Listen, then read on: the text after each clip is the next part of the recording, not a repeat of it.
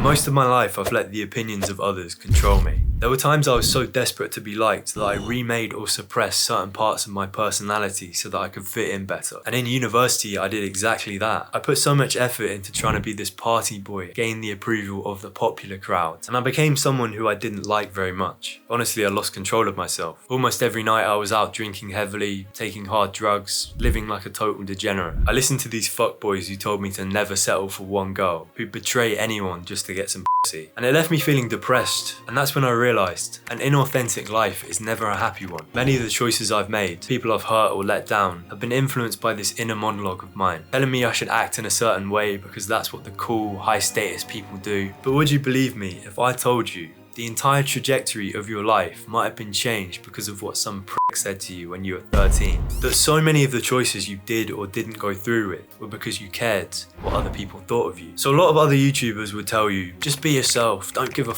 what anyone else thinks, don't let the haters win, bro. And it sounds really nice and it gets you feeling all motivated until you snap out of it. You realise that advice doesn't work in the real world. So let me cut through all of this bullshit you've been told. It is impossible to not care what people think of you. And it is also impossible to control someone else's perception of you. You might be able to deceive someone temporarily, but there will always be people in life who will find any reason they can to dislike you. And what people don't understand is this desire we have to fit in, to be liked by everyone, is natural. In fact, it's deeply rooted in our evolutionary history. In the early stages of man, being part of a group was essential for survival. When you were liked and accepted by that group, it meant you had better resources, better protection, a better understanding of the world. And if your ancestors had been rejected by the group, they would be worm food. You wouldn't be here today. And I find a lot of these tendencies have carried over into modern life. It's the desire for a good group of friends and a supportive relationship. Just having people you can rely on when shit hits the fan. But where I think it crosses over into unnatural territory is when we start torturing ourselves over the opinions of people we don't even like, or worse, people we don't even know. People who might not even know you exist. And in the age of social media, it's second nature for people to do this. Think of all these influencers out on the yacht in Dubai, posting their picture, making you envious of their lifestyle and material possession, when they're not even living in the moment, when they're not even truly appreciative of what they have, because they're still seeking validation from people like you. They're still attributing their self-worth to the amount of likes they get on Instagram. Rather than doing what they truly want, they're still living out someone else's fantasy. So whilst we can acknowledge that we'll always care to some extent, it's clear that we have to find a way to manage this problem better. But I'm going to tell you exactly what worked for me. Here's how to stop caring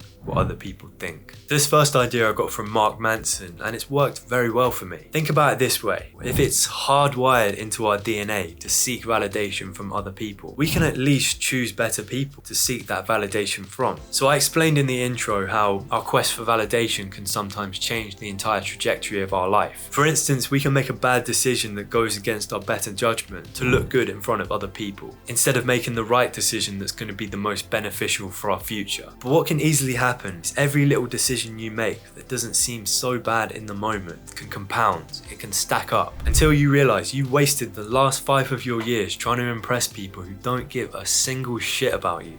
You've lost sight of what it is you really want, and you could not be further away from your dream life. I spent years trying to be one of the popular kids at university to compensate from the fact that I was a pretty unpopular guy at school. I saw the love and status that these party boys would get, and I tried to reinvent myself as that. Everything I did was to convince others that I was worthy of their affection. Where did it leave me? With a crippling depression, not wanting to get out of bed in the morning, and about 100 shallow relationships. 100 people who would not lift a finger to help me if I really needed them to. I finally had what I wanted for so long as a lonely high school kid, but why didn't it feel good? Because I was seeking my validation from the wrong people. I'm just gonna say it. Places like clubs, the whole party scene is full of shallow, broken people. That environment is literally as fake as they come. Like, it's all about looking good rather than actually being a person of substance. Like, pursuing all these hedonistic pleasures rather than living with authenticity, rather than having values as a person. And it took me a long time to realize this, but as exciting as it looks from the outside,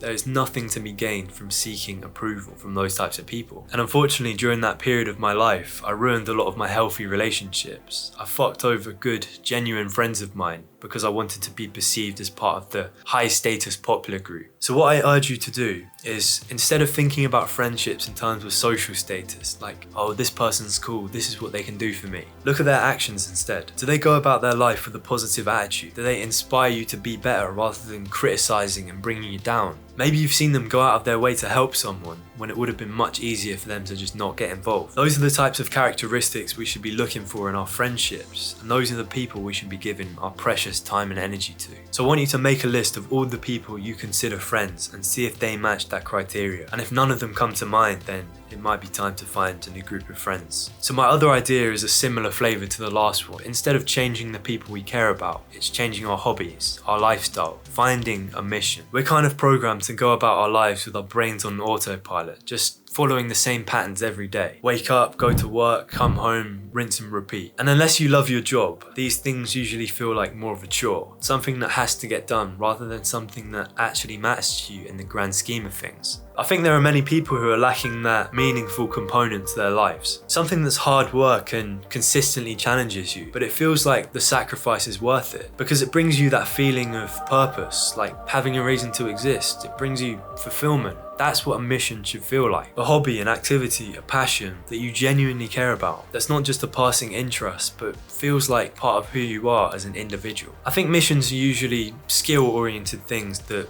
you can put a whole lot of time into. And like I said, they're challenging, but you still find them very rewarding. And probably the most common one is exercise. Because when you start, it sucks. You're out of breath, you get sore easily, you're not very strong. But you keep coming back time after time, and you notice the smallest increase in your strength versus last week. Maybe you have more muscle definition, maybe you're slightly closer to achieving your dream body. It's difficult, but the sacrifice feels worth it. So the point is, when you care enough about a mission, when you're so heavily invested in something which is greater than yourself, you will cease to give a fuck what anyone else thinks of you, because the importance of that goal outweighs any fear of criticism you could ever get. And for me, what's easily my most important mission is YouTube. When I started filming myself, putting videos online, I was so afraid of what people in my social circle would think. I literally had nightmares of people sharing around the clips, taking the piss out of me, and the embarrassment I would feel. Then as I kept going and the channel started picking up a bit of traction, like, you know, I might have got 50 views overnight, I thought, maybe people are actually listening to what I'm saying and I might as well keep going with this. Then fast forward a year, I don't care who knows. I do not care who sees my videos. And whilst most of the reactions from people I know have been positive, in the most respectful way, I don't care. And that's because I do it for me. Nothing anyone else could say could deter me from this mission. I've sacrificed relationships for this. I've said no to social outings because I had to work on videos. I've faced criticism from my parents, people I care about. I've had friends laugh out loud when I tell them I'm still on 400 subscribers after a year of doing this. But I'm still smiling through all of it because they don't see the grand vision I have for this channel. They don't see how much it energizes me, how much it gives me strength to get up in the morning. It wouldn't matter if the whole world is watching this video and having a laugh at my expense. I wouldn't stop it for anything. And I think everyone should have at least one thing that makes them feel that same way. And I'm sure you probably know. How do you find out what that thing is? How do you find your mission? And honestly, it doesn't have to be one singular thing. It doesn't even have to be the same thing for your whole life. But to find the mission, you first have to know what's actually important to you. And the answer to that question will come to you in the quiet moments of your life, where you're actually allowing yourself the space to think. Not when you're listening to music, not when you're watching YouTube videos, when you're on your own in a distraction-free environment. In fact, I often find that people already know what that thing is, but they've convinced themselves it's stupid or they're afraid of how people might react. But I'm going to end this video with this quote I love from Alex Hormozi. True hell is where the person you are